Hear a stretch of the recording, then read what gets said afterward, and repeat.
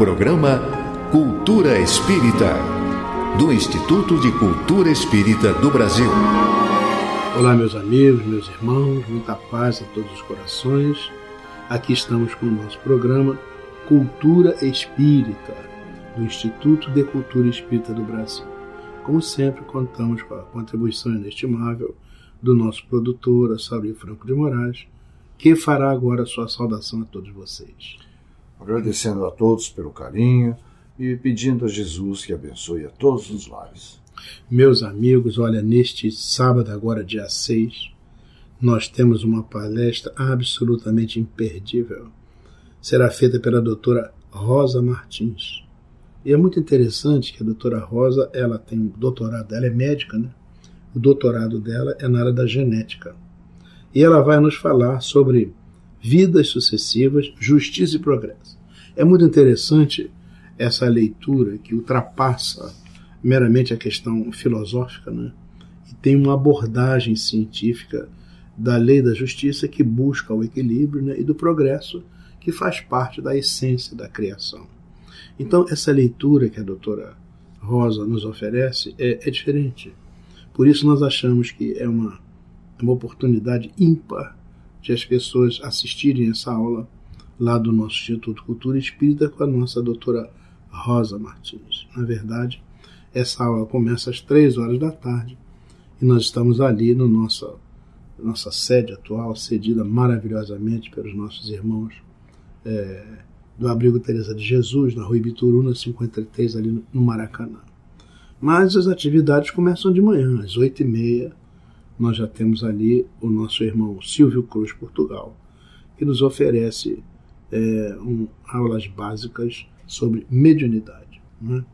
E às 10h30 ele trabalha uma outra turma com doutrina espírita. São fundamentos, até para que as pessoas conheçam a essência da doutrina espírita e possam até acompanhar melhor as aulas que são ministradas na parte da tarde do Instituto. O nosso irmão Silvio Cruz, Portugal, ele tem uma metodologia muito, muito boa, uma praticidade em que as pessoas aprendem rapidamente os conceitos fundamentais da doutrina e da mediunidade. Por isso nós consideramos que é muito importante que as pessoas que tenham tempo, tenham disponibilidade, no sábado de manhã, a partir das 8h30, possam estar lá na nossa sede atual. Também temos no sábado, começando às 10h30 da manhã, o nosso irmão Altamiro Rocha, que trabalha a questão do Esperanto. Então, 10h30, meio-dia, tem uma turma, e de 1h30 da tarde até as 2:45 tem uma outra turma. É um trabalho Esperanto básico, 1 e 2. Esperanto básico que são aquelas noções preliminares, aquelas orientações, aquelas regras fundamentais. E o Esperanto básico 12 é quem já domina essas regras e pode começar a ler alguma coisa, sobretudo livros doutrinários, né, que existem muitos. Nosso irmão Altamiro é muito dedicado e ele, por certo, vai oferecer excelente contribuição nessa relação que a doutrina espírita tem com o Esperanto. Nós acreditamos muito nisso chamados 3 E's: Evangelho, Espiritismo e Esperanto. Achamos que a língua, né, Esperanto, vem para ajudar o mundo a chegar na nova era, a era da regeneração. Por isso nós, no Instituto Cultura Espírita, valorizamos bastante o Esperanto e fica o nosso convite aí. Agora vamos ter o primeiro sábado, né? Primeiro sábado, à 1h30 da tarde, nós temos a nossa irmã Luzia Matias, que vai trabalhar o pensamento de Joana de Ângeles. Esse é um trabalho muito bom, porque ele é coordenado inicialmente, né, pelo Dr. Jorge André, que já é uma garantia de qualidade. E a doutora Luzia Matias, ela é uma terapeuta, né, uma médica, também acostumada a tratar das pessoas. Ela tem uma longa experiência nessa ligação com o pensamento de Joana de Ângeles, onde há muitos anos ela trabalha com isso lá no Leon Denis, né? É uma das orientadoras do Centro Espírita Leon Denis. E também já há vários anos ela trabalha conosco, uma pessoa alegre, jovial, cordial. Ela é up, né? Como a gente ela é para cima, né? Então é uma aula, é um momento agradável, em que há também franca possibilidade de participação das pessoas que são chamadas, né, a agirem ativamente durante essa reunião. Então é de 13h30 até as 14h45. Doutora Luzia, neste sábado, orientada pelo Dr. Jorge Andréa, Pensamento de Joana de Anjos. E logo em seguida, às 15h, nós temos ali a nossa doutora Rosa Martins, nós começamos essa fala exatamente em cima disso. Né? Doutrina espírita, vidas sucessivas, justiça e progresso, sob a ótica de uma doutora em genética. Né? É uma coisa diferente. Então, vale a pena, porque apesar desses títulos, né, doutora em genética, a doutora Rosa é uma pessoa humilde, modesta, simples, né? Uma estudiosa, dedicadíssima. Nós achamos que vale a pena. Estamos aqui, é absolutamente imperdível. Nosso instituto está ali, também com a nossa TV ICEB, né? Que pode ser acessada dentro do nosso site, né? www.iceb.org.br. Também temos os nossos e-mails, culturaespírita@oi.com.br e Instituto de Cultura Espírita do BR @gmail.com. Também colocamos à disposição de todos os nossos telefones 2224-1060, 2224-0736. E neste sábado, nosso Instituto Cultura Espírita, que faz parte das instituições especializadas de âmbito nacional, que são apoio ao Conselho Federativo Nacional, nós estaremos lá em Brasília para uma rodada de discussões sobre as atividades das várias instituições especializadas. Então, meus irmãos, meus amigos, fica assim esse chamamento para as nossas atividades e a nossa disposição de todos, esperando que seja um sábado glorioso para todos nós. Vamos ficar agora com um breve intervalo e daqui a pouco retornamos, se Deus quiser.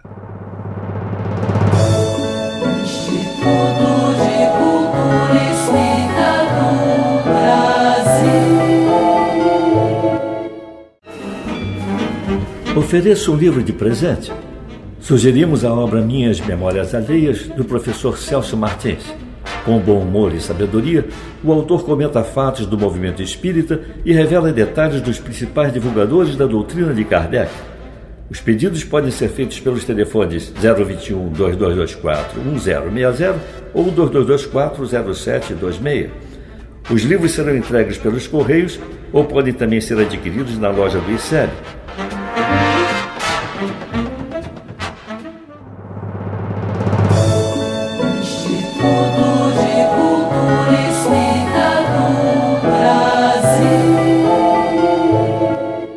Olá, meus amigos, meus irmãos, aqui estamos retornando com o nosso programa Cultura Espírita do Instituto de Cultura Espírita do Brasil, pelas ondas amigas e fraternas da emissora da Fraternidade, Rádio Rio de Janeiro, em 1400 kHz, e contando, como sempre, com o apoio inestimável do nosso querido amigo, irmão Toninho Barbosa, nosso engenheiro de som, que ele fica do outro lado do vidro, né, arredondando a nossa voz e facilitando as coisas para que haja um mínimo de qualidade na nossa apresentação. Este momento agora é dedicado a responder aos ouvintes. Né? E dessa vez recebemos, né, sabe, um pedido aí da nossa irmãzinha Cecília Barbosa Raman, né? E ela pergunta assim, olha só, se o Espiritismo é a terceira revelação, o seu codificador pode ser chamado de apóstolo? Interessante. Olha, Maria Cecília, sobre o aspecto teológico, né, a palavra apóstolo, que é de origem grega, significa enviado. Os primeiros grandes vultos do cristianismo, que realmente marcaram sua presença na consolidação dos ideais de Jesus, eles foram assim chamados por serem reconhecidos em sua missão divina. Paulo, ele ficou eternizado como o apóstolo dos gentios, assim como os 12 discípulos de Jesus se eternizaram como os 12 apóstolos, ou os 12 enviados. O Espiritismo ele é reconhecido como sendo a terceira revelação divina e se reveste de todas as características dessa condição. Allan Kardec, como guardião do conteúdo doutrinário espírita, como portador do exemplo de dignidade, estofo moral e conduta exemplar, ele enquadrou-se perfeitamente no perfil daqueles que estiveram ao lado do mestre na ocasião da segunda revelação. Kardec ele não foi afeito a títulos e honrarias, tão ao gosto dos vaidosos de sempre. Nem mesmo chamou o espiritismo de kardecismo, o que estaria enaltecendo mais sua pessoa do que sua mensagem. Pelo que se conhece de Kardec, ele rejeitaria esse cognome de apóstolo do espiritismo. Não se sentiria à vontade usando o mesmo título conferido a Paulo, por exemplo. Isso pela sua humildade, e não porque sua obra não fosse importante. E vamos lembrar que Paulo trabalhou no chamamento dos gentios ao Cristo, e Kardec trabalhou no chamamento dos homens às virtudes e realidades do cristianismo original. Eu não vejo qualquer contradição em se chamar Kardec de apóstolo. Isso no sentido dele ser um enviado do Pai. Se bem que atualmente, não é, Maria Cecília, esse título esteja assim um pouco distorcido devido à vaidade de pessoas que assim se autodenominam. Para Kardec, usa-se mais e com propriedade o título de codificador. De qualquer forma, a melhor conduta é deixarmos os títulos e as honrarias para trás. O nosso codificador há de se sentir bem apenas com o Allan Kardec que o imortalizou. É interessante, eu estava me lembrando, sabe, do professor Pastorino. Sim. Ele conhecia muito essa coisa de línguas e tudo, né? E ele fazia uma diferença, assim, é uma gradação. Pode ser aluno, discípulo e apóstolo, dizia ele. O aluno é aquele que ouve do mestre as lições e segue ou não, né? O discípulo é aquele que ouve do mestre as lições e segue, né? Mas a palavra apóstolo, pela sua origem, refere-se a um discípulo que ouve as lições e aí vem a ideia da palavra, e dá os mesmos passos do mestre. Então, o apóstolo é uma coisa mais profunda, né? Ele vive a mensagem exatamente como o mestre a viveu. De maneira que, veja, aqueles chamados apóstolos, né? Como Paulo, ele acabou também numa situação muito difícil, né? Foi preso, foi supliciado, foi colocado na cruz, né? Pedro também. Os apóstolos, na imensa maioria, acabaram supliciados mesmo, né? Foram pregar o evangelho e acabaram supliciados. É mais ou menos essa ideia, né? E nesse sentido, eu acho que tem muita gente hoje, lamentavelmente, colocando em si mesmo esse título de apóstolo. A gente respeita, mas certamente não queremos isso para o nosso querido Allan Kardec. E acho que muito menos ele quereria uma coisa dessa, pelo menos nesse sentido que está colocado. Mas a nossa irmãzinha Maria Cecília, ela tem uma outra pergunta. Tenho notado, viu, Assari, nessa linha de atribuir cognomes são apelidos. Apelidos, né? Tenho notado nessa linha de atribuir cognomes a personalidades algum exagero. Isso ocorre também entre os líderes espíritas.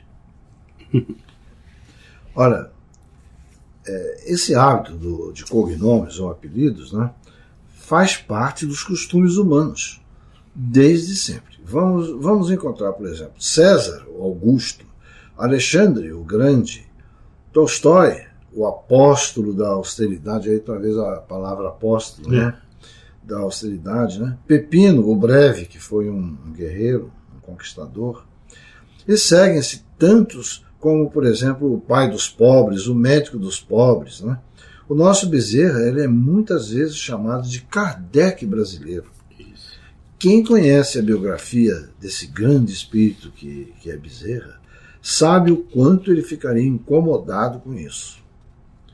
Maria Cecília, esse hábito de atribuir cognomes a personalidades, né, do nosso espiritismo, tão ao gosto do final do século XIX, início do século XX, existe. E ainda é praticado até hoje. para seguirmos uma linha diferente, privilegiando a simplicidade e a generosidade que tão bem caracterizam os grandes nomes do Espiritismo, o melhor mesmo é chamá-los pelos seus nomes e mostrarmos os seus exemplos. Né? Então, a ideia, esses cognomes, né, como nós estamos aqui chamando, né, é uma intenção que eu acredito que tenha de homenagear ou de destacar uma qualidade que o indivíduo possui. Né? No caso dos espíritas, que os mensageiros que encarnaram e trouxeram um grande exemplo, um grande testemunho, estiveram demonstrando. Mas às vezes eles exageram um pouco pelo entusiasmo de quem atribui o cognome, né? Então fica uma coisa que até de uma certa forma deslustra a humildade, a generosidade, né? A simplicidade com que aquele indivíduo se colocou e se portou ao longo da sua vida. Né? Então, por exemplo, chamar Bezerra de Kardec brasileiro, tudo bem, a gente tem que, como o César falou na outra pergunta que você fez, Maria Cecília, a gente tem que respeitar. A gente respeita porque essas coisas, a gente levantar o dedo para dizer que esse está errado, que aquele está certo, que a verdade é essa e aquela, nós estamos nos atribuindo uma qualidade de juiz que não temos. Então, mas de qualquer maneira, não reflete, né, o princípio da simplicidade e no caso de Bezerra, por exemplo, que ele demonstrou ao longo da sua vida um homem extremamente simples, pobre financeiramente falando, mas com uma riqueza espiritual muito grande. Né? Você sabe, eu tive alguns privilégios nessa encarnação. Eu conheci o Chico Xavier. E ele ficava terrivelmente incomodado com aquela coisa que queriam colocá-lo mais ou menos com uma aura de santidade. Ele com aquela humildade dele, aquela modéstia, ele não queria nada disso, muito pelo contrário. Mas as pessoas, né, tinham necessidade disso. Você sabe, o Divaldo Franco, ele em muitos lugares é quase um semideus. Escreve em livros, aí, o apóstolo dos nossos dias, ele fica incomodado com isso. Ele até por questão de modéstia, ele não reage com as pessoas. Mas eu tive o privilégio de viajar com ele, de estar junto com ele muitas vezes. E ele nos confidenciava como ele fica incomodado. Ele disse, eu sou um homem comum, estou lutando contra as minhas dificuldades íntimas. As pessoas não sabem. Tenho meus problemas, as pessoas não sabem. Tem as questões das minhas relações com as pessoas não sabem. Então fico fazendo uma imagem do orador, do expositor, entendeu? Como se eu não fosse uma pessoa de carne e osso. Eu sou uma pessoa comum e me incomoda isso, não é? Mas as pessoas fazem todo um processo de endeusamento, isso faz mal. Isso vale muito para os médiuns. Aliás, é chamado muita atenção, né? Porque o médium que começa a se destacar pelo trabalho dele... É um médium muito forte. Um médium muito forte, tem aquela aura de santidade, e acabam destruindo o médium com os elogios. Né? Elogios voltados para a santificação, para essa coisa toda. Isso é horrível. É um mau hábito que nós trazemos, digamos, da nossa herança de outras religiões. Nós estamos hoje encarnados como espírito, mas vivemos muito em outras religiões. Antes de sermos espíritas, não existia espiritismo. Então a gente se acostumou, né, a colocar num espécie de panteão esses deuses, ou semideuses, entre aspas, né, do momento espírita, né, que são homens maravilhosos, dedicadíssimos, que a gente respeita extraordinariamente, mas são homens, né? Como diz o Chico, se está encarnado é porque está devendo. Então, não dá para colocar essa coisa. Agora, o nosso hábito, né, até prejudica os nossos irmãos que estão nessas tarefas. Sem dúvida. Tarefas maravilhosas, de grande atividade. A gente fica olhando como se fosse um santo ali. Mas você sabe, César, eu tenho a impressão que esse endeusamento que tentam fazer faz parte até de um processo da espiritualidade trevosa, vamos chamar assim, de tentar segurar ou obstruir o trabalho que esses mensageiros têm. Tem um livro chamado Vozes do Além-Túmulo. Esse livro tem um trecho, um capítulo lá, em que eles narram a história de um presidente de uma casa espírita que era um homem extremamente dedicado ao seu trabalho, à sua qualidade de dirigente de uma casa espírita. Ele fazia muito bem, ajudava muito as pessoas, processo até de desintoxicação espiritual, trabalho relevante que a casa fazia. E existiam aqueles espíritos, nossos irmãos mais inferiores, menos esclarecidos, que faziam de tudo para derrubar esse presidente. De alguma forma, moralmente, enfim, de todas as maneiras, e ele se saía galhardamente bem em todas essas investidas. Um belo dia, esse grupo de espíritos negativos estavam tentando encontrar uma forma de pegar esse presidente do centro, e veio então um outro espírito que era um tipo de líder daquelas falanges das sombras, né? Ele veio e perguntou: mas qual é a dificuldade que vocês estão sentindo aí? Eles explicaram, né, que estavam de toda forma tentando atingir aquele presidente da casa espírita e não conseguiam, tal. Esse espírito então olhou bem, pensou, virou para eles e disse assim: diz uma coisa, vocês já experimentaram fazer uma festa? Essa ideia do fazer uma festa não era literalmente uma festa, não. Uma festa no sentido de festejá-lo, no sentido de puxar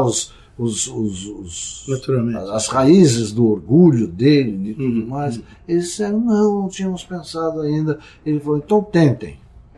E foi por aí que pegaram o nosso isso mesmo, personagem. Exatamente.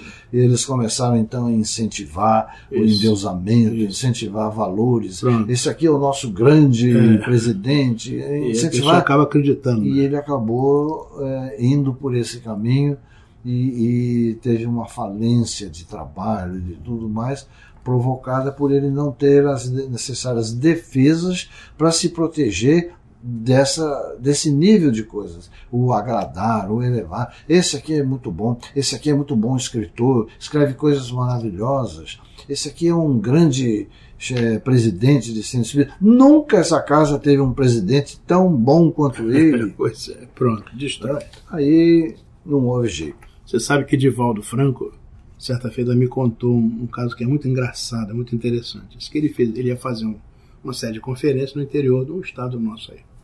Então ele pegou um avião, desceu na capital, depois andou de ônibus algumas horas. Quando ele chegou lá na cidade, ele estava louco para ir no banheiro. É natural, né? Acontece que tinha um grupo enorme que foi recebê-lo na rodoviária. E ali, beija daqui, abraça dali, e aquela coisa toda, e ele querendo ir no banheiro, mas não conhecia as pessoas, estava meio constrangido e não havia nem tempo para isso. Colocaram afinal ele dentro de um carro e lá foi ele para a casa lá de uma senhora onde tinha um grupo enorme, né, na sala, e aberta daqui, beija dali, ele querendo ir no banheiro. Então, já estava que não aguentava. Chegou um momento que ele disse: eu quero ir no banheiro. Aí ele estava constrangido e queria ir no banheiro, ele disse assim: eu gostaria de lavar as mãos. Aquele jeito dele. Não, pois não, tem uma pia bem aqui. Aí ele teve que dizer: não, na verdade eu estou querendo, eu preciso ir no banheiro. Aí a senhora disse: mas o senhor vai ao banheiro? Esse senhor vai ao banheiro? Ficou espantado. Parece uma anedota. Achando, né, que ele era um agente. O senhor vai ao banheiro? É por isso que depois Divaldo disse para nós assim: olha, meu amigo, se você, depois dos 60, encontrar um banheiro, use, que a qualquer momento vão querer impedir você de usar. Essa visão, isso parece uma anedota, né? Mas é uma história verdadeira, que ele nos contou. E é para nossa reflexão. Vamos tomar cuidado. Como é que a gente denomina as pessoas? Em outras religiões, as pessoas gostam, é o bispo tal, é o apóstolo. Nós não gostamos nada, ao contrário. Nós somos os servidores, os aprendizes, né? E mesmo aqueles que mais se destacam como grandes oradores, como grandes trabalhadores, tudo que eles não querem é exatamente essa exposição, essa denominação, porque, como você narrou muito bem na história do livro, né?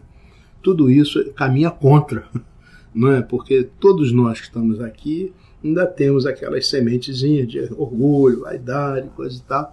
Tem que tomar muito cuidado para não estimular O próprio Jesus, né? Cognominado o Rei dos Reis. É o Rei dos Reis. Quem estuda o cristianismo, quem estuda a vida dele... Jesus disse, meu reino não é desse mundo. Meu reino não é desse mundo. Ele é o Rei dos Reis. Mas é a nossa leitura, né? Faz parte. Mas nós não podemos trazer isso para o meio espírita, não é verdade? Pois é isso. Vamos então fazer o nosso breve intervalo. Daqui a pouco vai estar conosco aí o nosso querido Geraldo Cardoso com a sua magnífica Internet do Bem. E em seguida retornamos para as nossas despedidas. Instituto de Cultura Espírita do Brasil.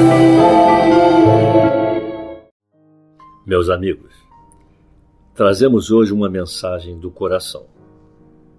O mundo inteiro conhece a antológica obra do escritor francês Antoine de Saint-Exupéry, cujo título é O Pequeno Príncipe. No entanto, existe uma história mais tocante ainda que aconteceu de fato com o criador do Pequeno Príncipe. Poucas pessoas sabem que ele lutou na Guerra Civil Espanhola, quando foi capturado pelo inimigo e levado ao cárcere para ser executado no dia seguinte. Nervoso, ele procurou cigarros em sua bolsa, achou um, mas suas mãos estavam tão trêmulas que ele não podia nem mesmo levá-lo à boca. Procurou fósforos, mas não tinha, porque os soldados os haviam tirado. Ele olhou então para o carcereiro e disse, por favor, você tem fósforos? O carcereiro olhou para ele e chegou perto para acender seu cigarro. Naquela fração de segundo, seus olhares se encontraram e Saint-Exupéry sorriu.